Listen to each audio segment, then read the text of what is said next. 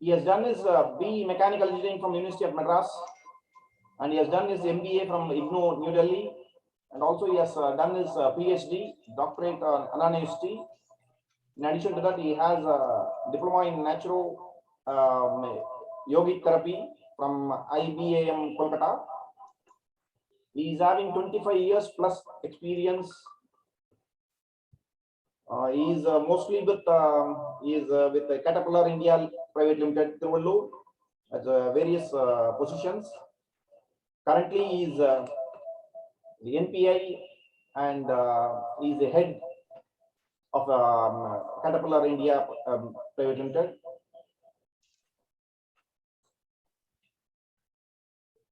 He has gained a lot of professional training.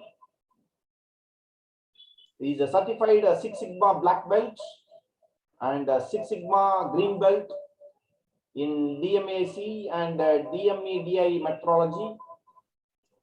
He is a qualified CPS Black Belt. He has also done training in statistical techniques for quality improvement, internal quality audit, and quality cost evolution. He has done also machine electronics conducted by Caterpillar Asia Pacific Learning Center, Singapore. He is a certified internal quality auditor for ISO 9001-2008 from DNV. He has with him a lot of professional membership. That is a fellow of the Institution of Engineers India. He is also a member of Society for Automotive Engineers USA. He is member of American Society of Mechanical Engineers. He is associate member of American Society for Quality. He is also member of IEEE, Institute of Electrical Electronics Engineers. He is member of the Institution of Engineers and Technology UK. He is life member of NIQR, National Institution for Quality and Reliability. Of course, he is life member of IAPE, life fellow of IAPE. He is also member of Quality Council Forum of India. He is chartered engineer and professional engineer from Engineering Council of India. I welcome Dr. G. Saravanan to handle the session. Over to Dr. Saravanan. Thank you, sir. Hope you can. I am audible to everyone. Yes, please go ahead, sir. Yeah. So first of all, thank you to IAP and in specific to Prakash sir, who requested me to take this session on Six Sigma. I think this is the third time I am taking the same session for IAP. But nevertheless, again, every time I take, I handle this session, it gives me more energy to tell something new, what I learned. And I would also expect the same thing, that I am going to give something which most of you are industry experts and very knowledgeable people. But whatever I have learned through the process, I would be more than happy to share with you. So with your permission, I'm just sharing my screen. Just let me know once you can see my screen.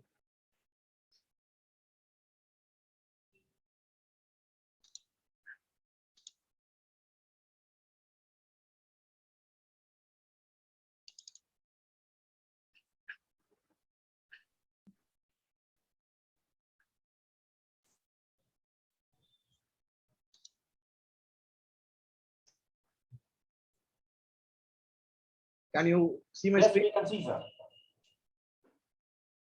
Okay.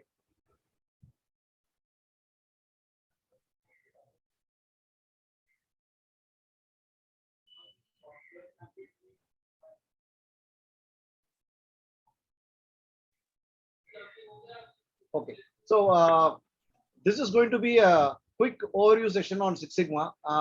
Whatever I have learned in Caterpillar and whatever I have put forth in application to wherever I can during my 25 years of service in Caterpillar. So just to define or to give an overview to about Six Sigma, of course, one of the senior member fondly reconnected with me that it's going to be a good learning again for him. I'm just going to touch upon what he highlighted just now before. So basically, Six Sigma is about success. So Six Sigma is a very structured, fact-based driven process and it is purely based on data. The only thing that is sustainable over Six Sigma is other more than any other quality principle, any other quality processes. The recipe is data and fact driven. So that is the major fundamental upbringing for this particular aspect of it. And basically, it is for the improvement of the process. It can be applied anywhere and everywhere, wherein a process is there, and it can be improved upon it. And of course, it is basically an application of rigorous methodology, alignment of methodology and strategy, which you are going to see as we move forward. And it is a culture. It is not just an topic to be understood and applied. It is a cultural change which is going to impact an organization, impact a work culture. It is going to impact whatever we do over a period of time. So that is the success of Six Sigma, how it has started. We all know about ISO 9000. ISO 9000 is something unique in the sense it is not restricted to any industry. It is not restricted to any particular commodity. It is an open standard where it can be applied anywhere and everywhere. You can even house can have an ISO standard. Even a college can have. Even a university can have. Even a temple can have. Similarly, Six Sigma is about a process which can be applied anywhere and everywhere. So that is the flexibility of the process that is enabling us to perform. So with that background, I'm just moving to the definition of Six Sigma. As our learned professor mentioned, Six Sigma is a measurement of variation. Sigma, we all know, it's a measurement of variation.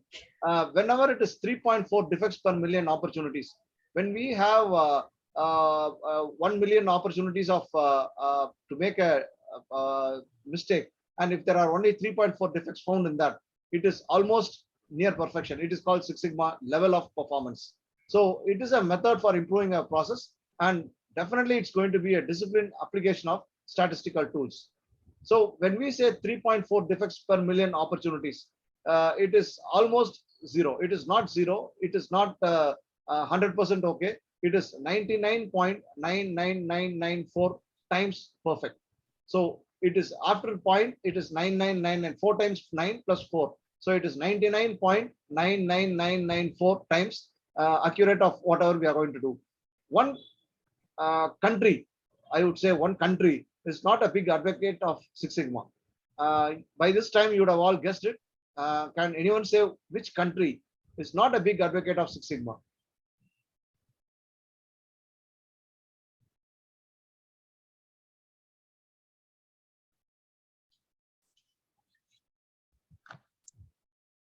Okay, I will Is it say Japan? Is it Japan? 100%. You're right, sir. You nailed it.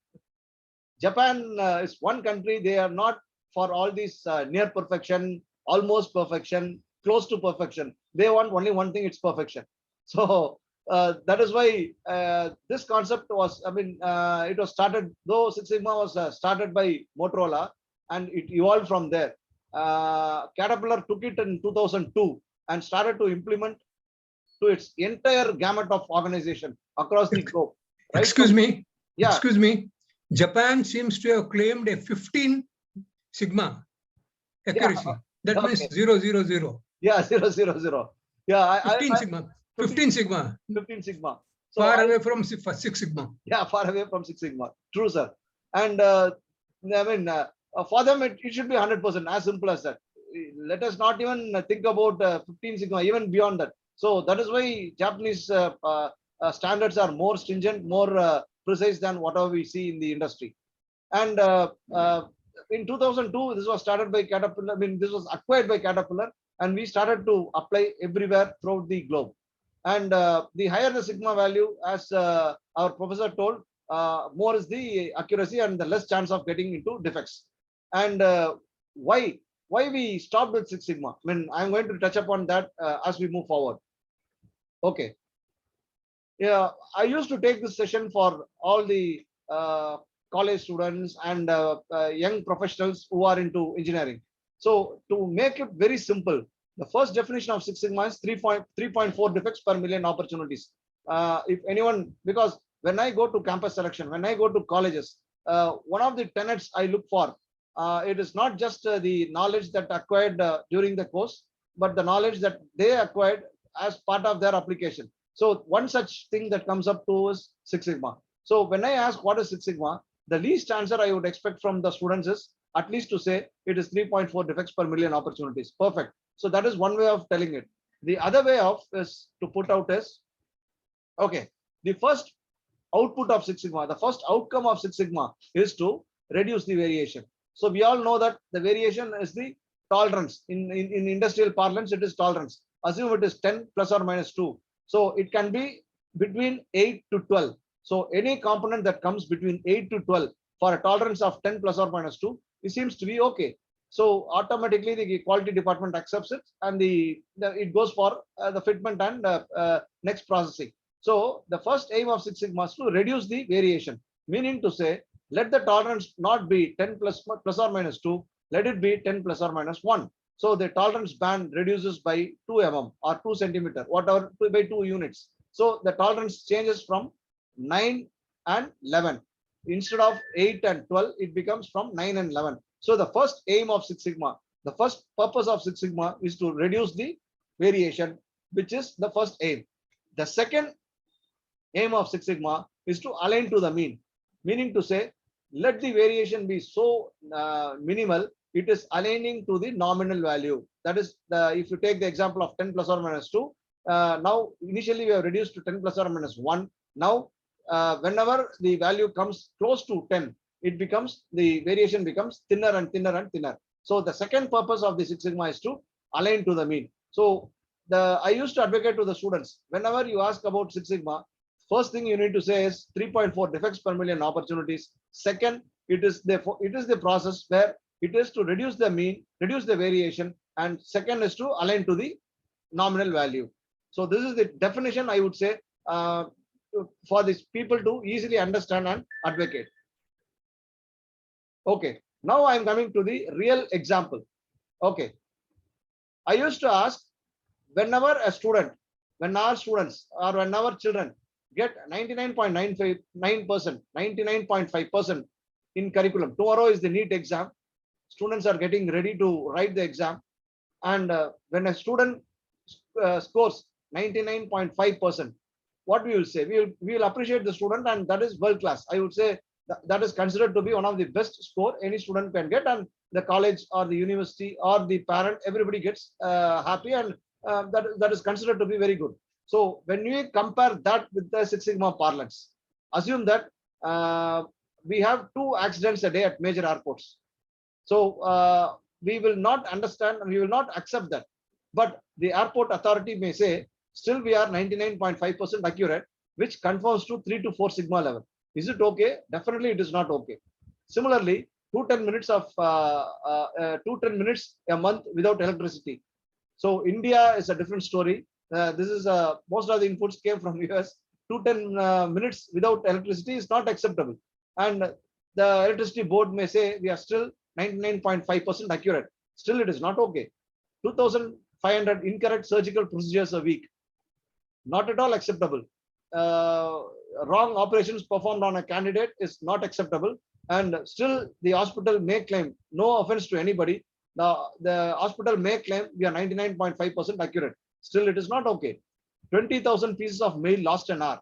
Now we have moved out from that mail era. We have come to WhatsApp and Signal. Even then, if 2,000 pieces of WhatsApp messages get helter-skelter, is it okay? Definitely not okay. The WhatsApp may come, the Meta may come and say, yes, we are 99.5% accurate. Still it is not okay. Again, 1 lakh incorrect drug prescriptions are here.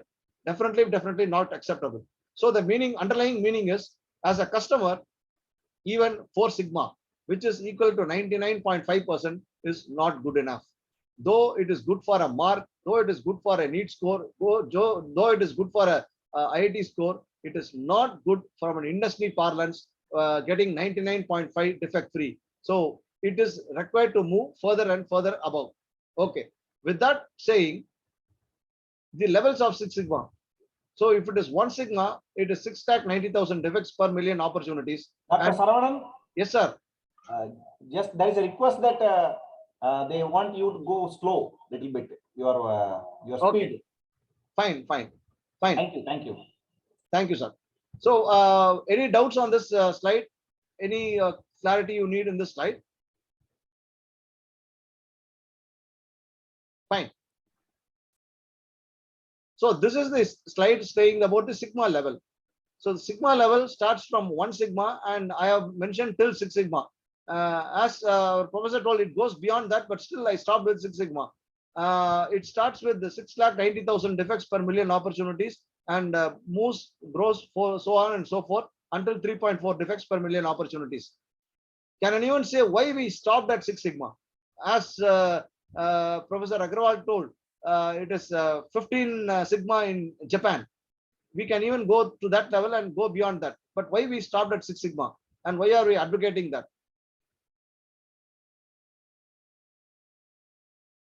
Sir, your voice is, you are muted, sir. You need to unmute and speak.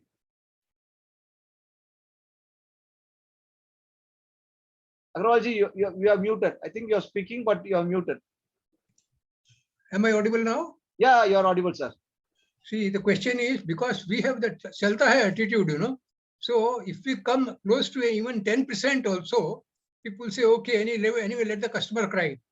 So we have that concept, and with that concept, it's very difficult to go beyond 6 sigma. And people have a feeling that 6 sigma means additional cost.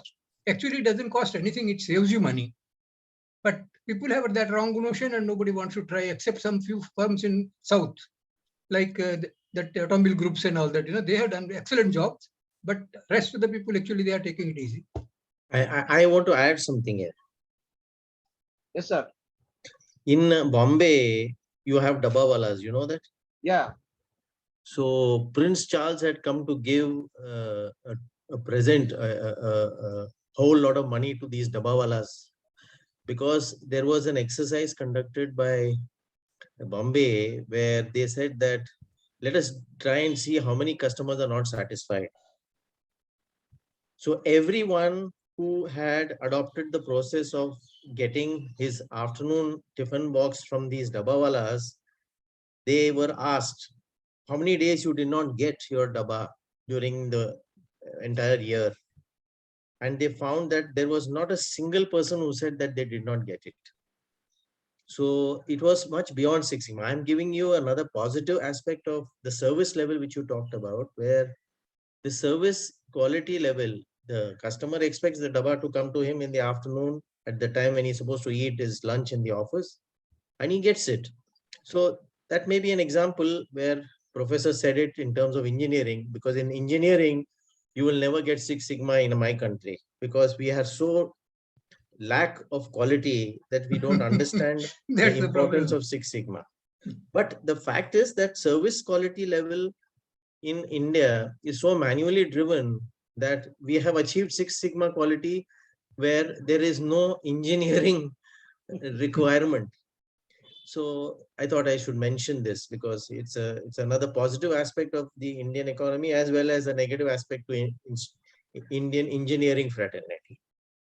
In fact, just to add to that, sorry to interrupt here, the quality level, this study was conducted by Harvard also, and they came that it is much better than 6 sigma, the Bawala service. I said that because I only kept a track of the 6 sigma achievements in the country. I did not keep a track of its academic movements, though. Thank you. Yeah.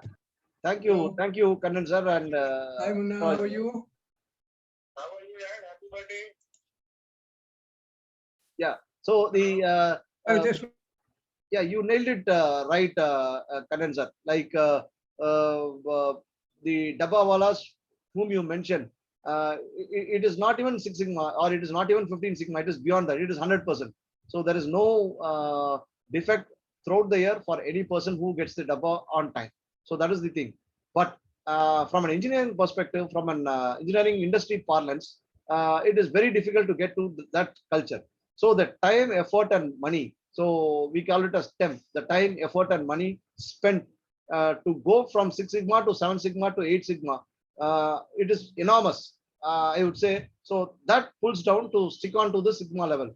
But the time is not short, and definitely we are going to achieve more than this. As the electrification, the autonomous and new kind of industry standards are coming up, this Six Sigma will be gone days, and definitely we will be speaking about 10 Sigmas and 15 Sigmas in the days to come. So that's the key message I wanted to touch upon here. Fine. So having said that, there are two domains of Six Sigma. One is DMAC, the other is DEMIDI. So it is always called as DMAC when you Google and see. It is the short form of define, measure, analyze, improve, and control, which is predominantly used for improving a process. You all know that when there is an output that's happening, there must definitely be an input.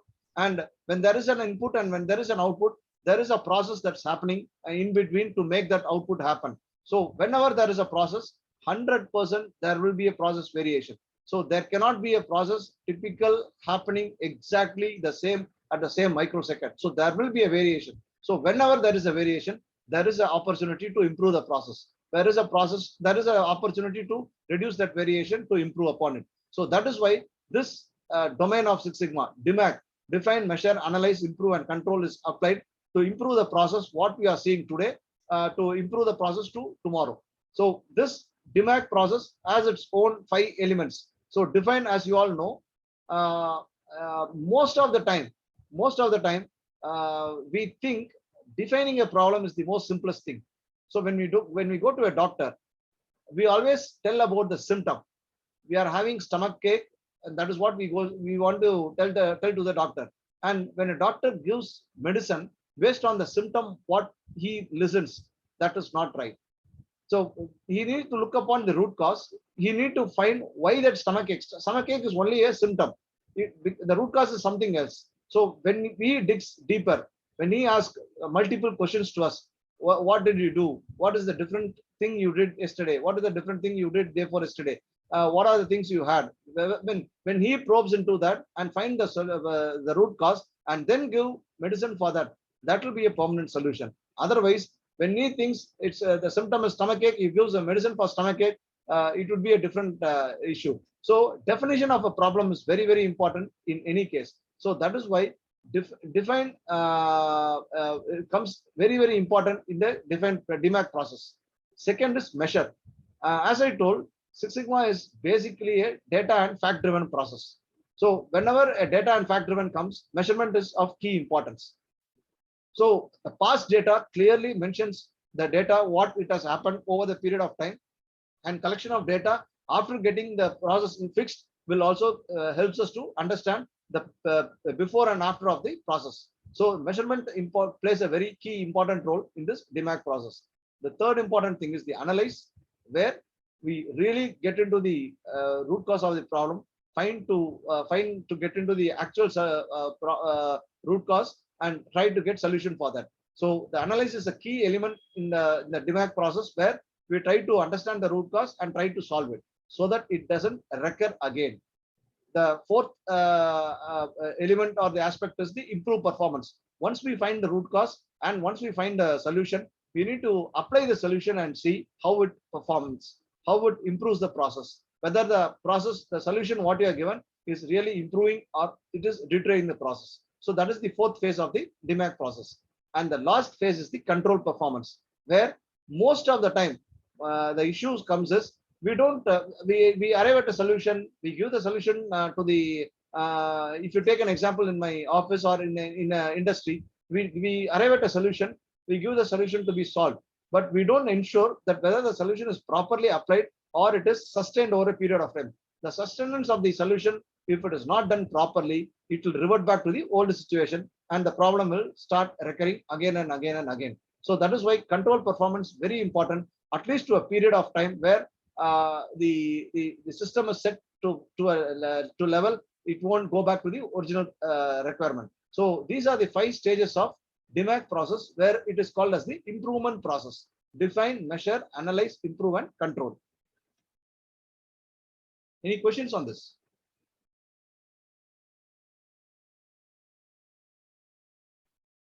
So when I said DMAC, I have a question. Yeah, please, sir. So, you know, this process of defects per million opportunities, is it applicable to the software industry? It is applicable to everywhere. I mean, once I complete this slide pack, I will touch upon an example where it is applicable even to our daily life. Leave the industries, leave the companies, leave the organizations. Even what we do currently, it is applicable to that. Okay. No, I will tell you why I raised this question when you talk about it later on. Bye. Continue. Because the metrics might change. The metrics might change because we don't measure the same as we do an industrial solution. But the metrics might change. But the process methodology doesn't change, and it is same everywhere. Okay. Okay. That's why I am proud to say a person who studied Six Sigma as an add-on to his engineering is more sellable than a person who just studied engineering. I mean, this was a small research we did from our perspective to understand how it is imparting knowledge to a person. I mean, not only for selling purpose, but also for employability. A person who is knowledgeable in Six Sigma process can get into any domain. See, I am basically a mechanical engineer, but I did a project in finance, which I am totally unaware. But because I know about the Six Sigma process, I could manage into that with the help of the green belts. I could swim across and get into a solution. That solution is implemented now. So that is how it happens. Fine. As I told, the first process was called DMAC, which is a improvement process. A process already exists, and we are reducing the variation and improving the process from X to X plus 1. So that is the first phase. Now, DMD is a creation process. All the innovations, all the new product introductions, all the new things that come up in the industry or in our day-to-day things follow this DMD process. In fact, the APQP process, what you say, follow under the DMD process. So DMD is a tweak of DMAC, which is define, measure, explore, design, and implement. So the define and measure remains the same. The explore, develop, and implement phases alone changes in the DMD process. Typically, DMD is applied wherever new product implementation carries out, is being followed. For all the new generations that's happening, all the innovations that are happening, the platform that is followed is DMD. So if you take an APQP process, so the process can be broken up with aligning with the DMD process. So the Six Sigma and the APQP go along together, and that's why for all the new product introductions, DMD is a very good, I would say, a solution to be followed at the right stage. So the define and measure, as I rightly told, remains the same. Define is nothing but the same thing, defining the opportunities, defining the problem statement properly. Again, measurement, here it comes the customer needs. More than the problem statement, it comes about the customer needs, the undefined customer needs, the critical customer requirements. Those things are captured in the measure phase in the DMD process. And of course, explore is to explore the design concepts. So here comes the design aspect of it, the engineering aspect of it, to explore the design concepts, to understand what are the key customer requirements and what needs to be translated into the design perspective. So that is being the looked upon in the third phase. And next, develop the detailed design. So when we say develop, it includes the proto and the pilot as well. So when we started to develop the design into the actual iron, it is termed as the proto development as well as the pilot development. And the third or the final thing is implement the detailed design. So whatever we have developed, put into the design, we can put it into the actual implementation and see how it works, where we send our pilots to various sites to validate the pilot and then get on to the actual production mode. So this is the second phase of Six Sigma, I would say, the second aspect of Six Sigma, where it is DMD, which is a creation process. So any doubt on this?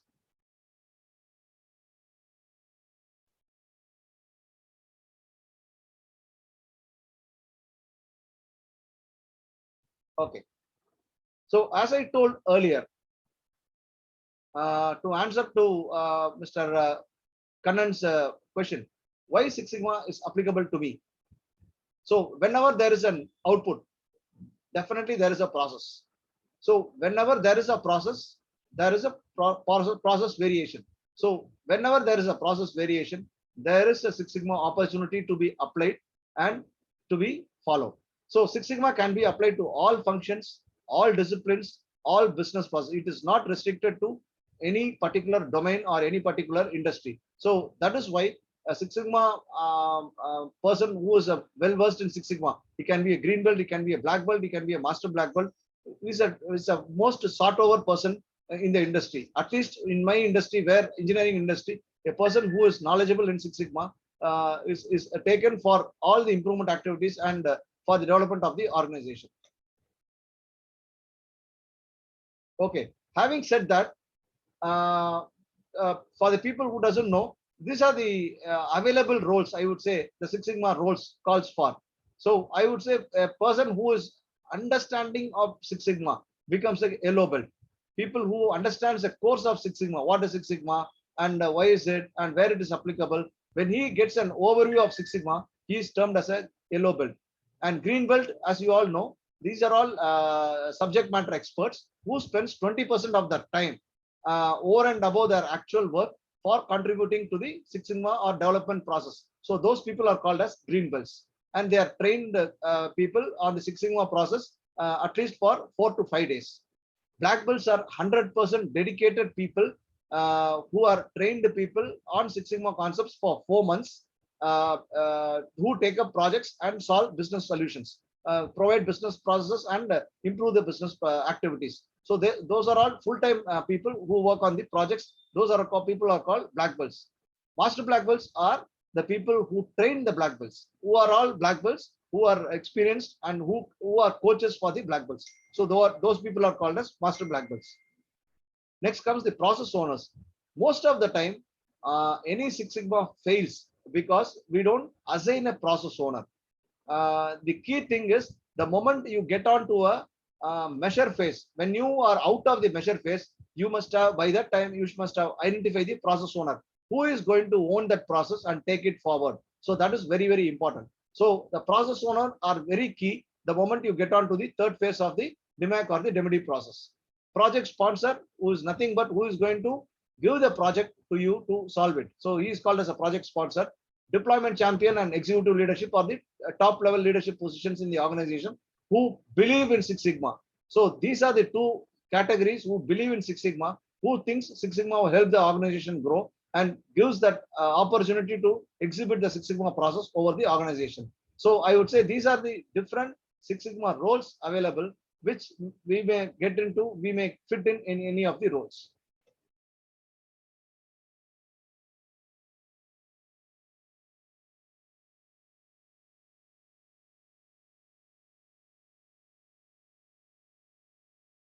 Okay. This is a slide. I would say, I mean, as I told, Six Sigma is a rigorous application of statistical tools. So whatever statistical tools we have studied in our engineering or in our quality element aspects, so those tools is systematically applied in different phases. So if you take define, a SIPOC is a simple tool to get the elements of what is required for a particular solution. So that is a simple tool which is being used. If you take measure, there are measurement tools, various measurement tools mentioned there, where you can get the inputs. Similarly, analyze. Analyze is the phase where it is the most critical phase to get into the root cause and try to fix the solution. All the ANOVA techniques and all the Pug matrices and all the DOEs fall under the those tools comes under the analyze phase. And of course, the control and the improve and control. So I would say most of the statistical tools which we have learned in our curriculum, which we have learned in our studies, find some relevance in each of the phases of the Six Sigma phases. So that's why Six Sigma is a disciplined approach applicable of the statistical tools in each of the phases. And I'm going to explain to you in taking one of the tool as an example.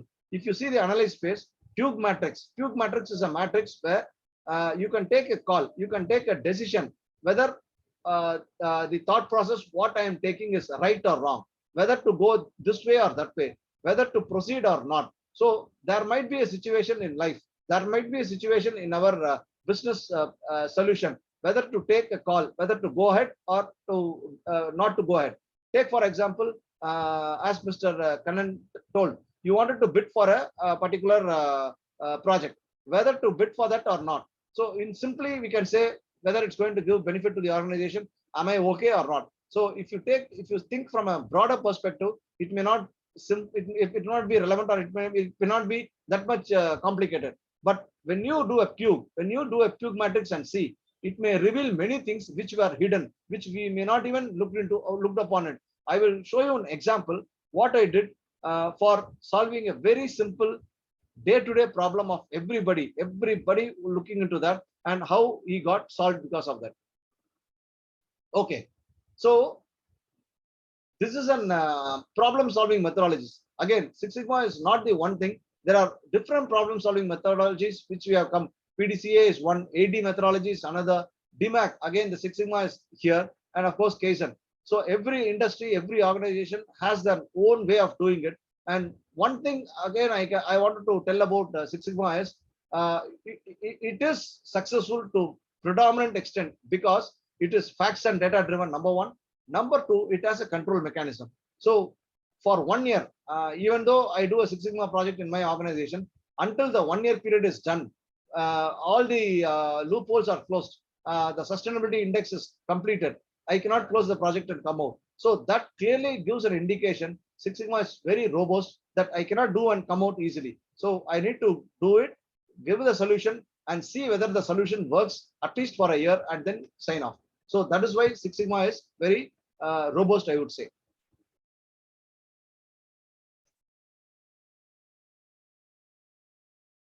So as I clearly told in the initial phase, there is a compelling reason to change. So we must understand, we must believe that there is a reason to change. And it is not about something, it is a process, it is a culture. So Six Sigma is nothing but a culture, a cultural way of change. And the tools what I have mentioned are all substantiating to that. They're all secondary, but they go along with the process. And deploy following the proven best practices deployment strategy. One thing usually people used to say, don't reinvent the wheel, follow the best practices. Six Sigma is one great practice or a platform to follow what is being exhibited somewhere else. We can try and use it in our process as well. And it must be deployed across the value chain. In fact, when we started the Six Sigma process, it was not started in only one area. It has to be deployed across the entire value chain. Otherwise, it will not give the intended benefit what is supposed to give. So it starts from the, I would say, a SIPOC starts from the customer, ends with the input. Similarly, the Six Sigma also should start with the customer and ends with again the customer. So it starts with the customer and ends with the customer. So it should cover the entire gamut of the entire value chain. And what gets measured gets done. So this is very, very important. So what we measure and what we say, it is the reality. So the numbers keep the way, and the numbers are the real measurement here. So with this, I will just get on to the example what I wanted to show to you.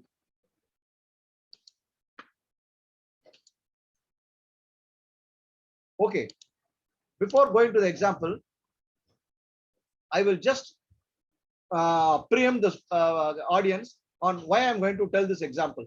Okay, one of my colleagues who works in Caterpillar in 2010 wanted to leave Caterpillar for a good reason. He got a job in another company, and obviously with a better salary, with a better hike, with a better compensation package, and ifs and buts. So anybody will take a decision to quit the company and go there. So he came to me, and I passed out Six Sigma in 2008. So it was pretty new, and so he approached me and told, Saravanan, I got a better job offer than in Caterpillar. It's a new company, new multinational company that's coming up in Chennai, and I am put up in Chennai. I wish to go, and I'm getting 30% salary hike. What do you think?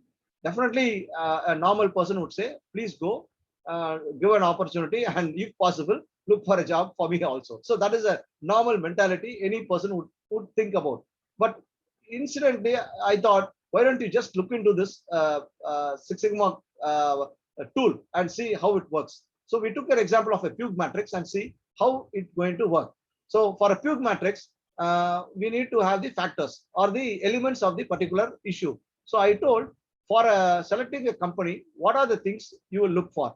And he told, randomly he told, I would think for compensation, work-life balance, career growth, brand value, transportation, comfort factor, influential level, work culture, food, performance hike, market value, designation, goodwill reputation, market uncertainty, friends and foes, product, international exposure, and job security. Oh my God, I never selected Caterpillar looking into all these things. I got an opportunity, I joined. But that person, when he was about to leave the company, he told, these are the elements he will look for when he going to select a company.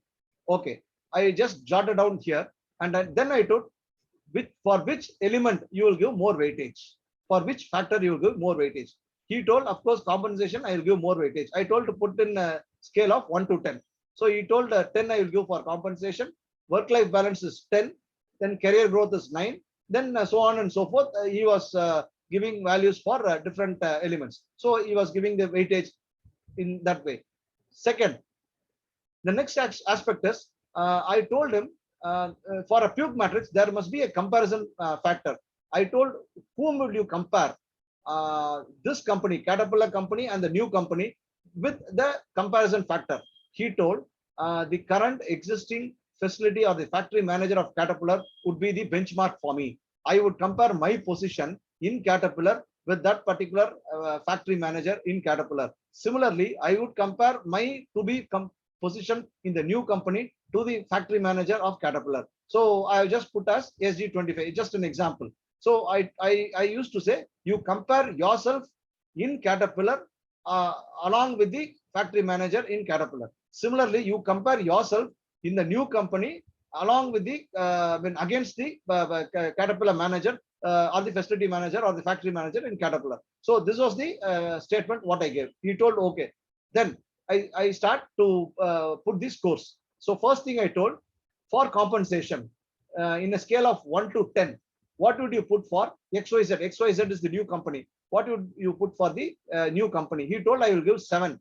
When compared to the salary level of the factory manager in Caterpillar, the salary what I'm going to get in the new company is 7. So he gave a score of 7. Similarly, the score he gave 4 for Caterpillar because he was drawing a salary much lower than what a factory manager would draw at that point of time. So he gave a score of 4. Next, work-life balance. He told, I will give a work-life balance score of 8 for a new company, whereas I will give only 4 for Caterpillar. The reason being it, until 2012, Caterpillar was working 6 days a week, whereas the new company that came up opened for only 5 days a week. He told, definitely I will be having more time to spend with my family. So he gave a score of 8 for new company and 4 for the Caterpillar.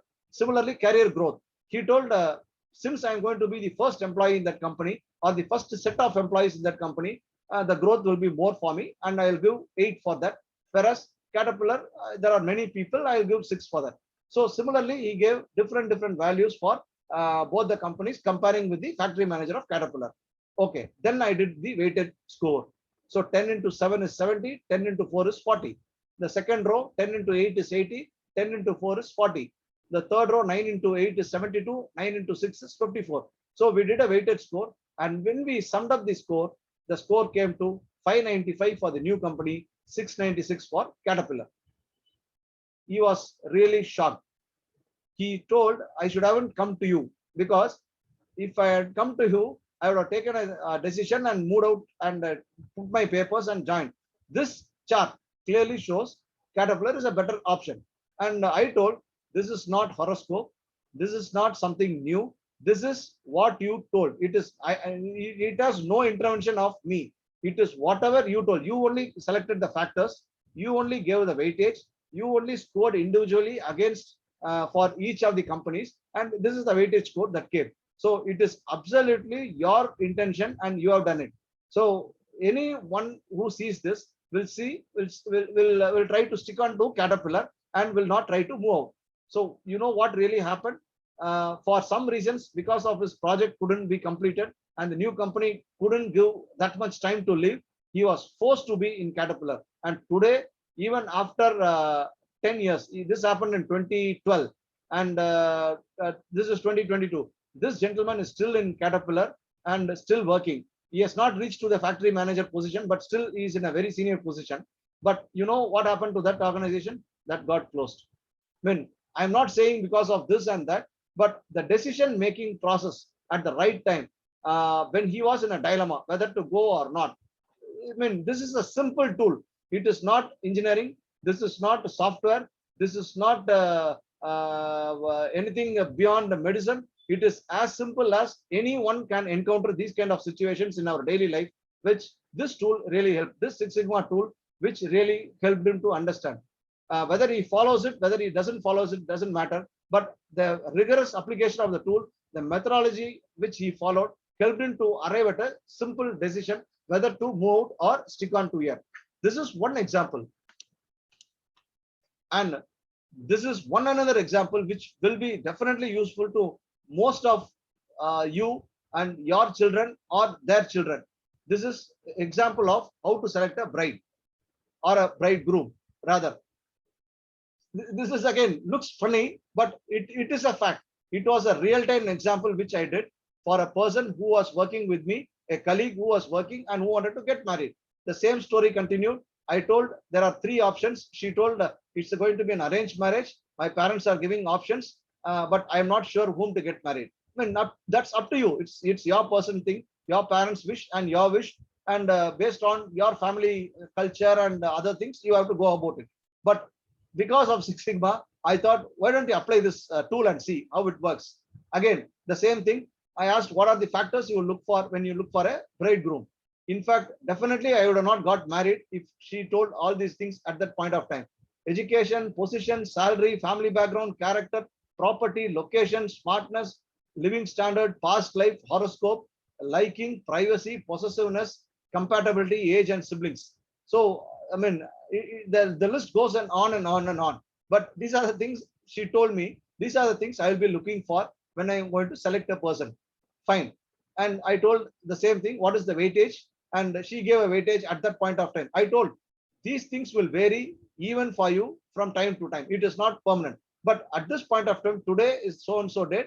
You are telling something, you will record it. And she told education, I'll give more importance. Character, I'll give more importance. I must like that person and compatibility. And other things, she gave the weightage as per her wish. Again, A, B, and C. I asked her whom you are going to compare. She told I will compare with my father, who is 35 years married successfully and who is leading a very happy life. Brought up us. We have two children. We are two siblings, and we are very happy. So she compared the candidate A, candidate B, candidate C against her father and put the score for each and every element of factor she has already given. So based on that, when we did the weighted score, it came to 1061, 942, and 916. So from this chart, I told, going by the Six Sigma parlance, going by the statistical tools, you have to go for A. And I mean, it is again purely based on your thought and your selection, what you are given. You know what really happened? She is now married to B, and she has got two children, settled in Rajasthan. She was working for Caterpillar and left Caterpillar, and even today we are good friends. What really happened is, again, A didn't the horoscope or something didn't match, and she got married. And she told the same thing. She took this chart and she shared with her to-be husband at that point of time. And I was invited because of the process I followed. I mean, the thing is, there are situations, situations that might come in everyday life, and we may be forced to take some decisions. At that time, these simple tools, these are all not big tools. These are not big rocket science. These are all as simple as a control chart, or as simple as a histogram, as simple as a fishbone diagram. These are all simple tools which might help us to trigger some solution. We may follow the solution or we may not follow the solution, but still, when we are confused, these things help us to solve it. So that is why I take Six Sigma to be more associated, not just for industries, not just for transactional process, even for day-to-day life, even for doing a business, or even being at home, what to take a decision, what next. So these things, even for selecting a college, when you want to select which college to put up our child. Even for that, these simple tools will help us to arrive at a solution and take some good decisions. So that's all I wanted to share for this August audience. Any questions, any doubts, I am be more than happy to solve, to tell you. So can I shoot the question with the permission of the chair? Yes, sir. First of all, this defects per million opportunity